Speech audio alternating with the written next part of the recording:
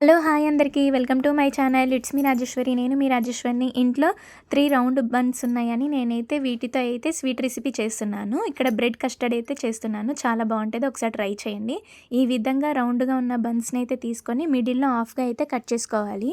వీడియోలో చూపించిన విధంగా కట్ చేసుకొని ఒక ప్లేట్‌లోకి అయితే సర్వ్ చేసుకోవాలి. ఇప్పుడు పొయ్యి మీద మనం ఒక ప్యాన్ పెట్టేసి దాంట్లో 1 స్పూన్ నెయ్యి వేసుకొని వీడియోలో చూపించిన విధంగా బన్స్‌ని అయితే దాంట్లో వేసుకోవాలి.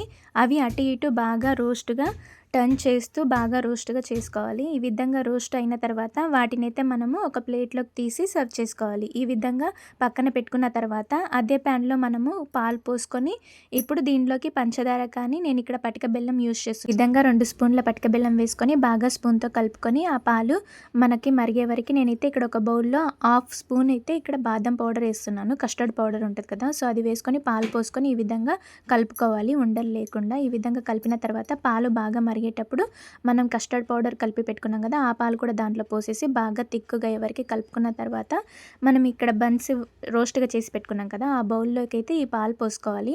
ఈ విధంగా పాలు మొత్తం దాంట్లో పోసేసిన తర్వాత అవి బాగా పీల్చుకునే వరకి అంతే డిప్ చేస్తూ ఉంచాలి. చాలా బావుంటది టేస్ట్ అయితే.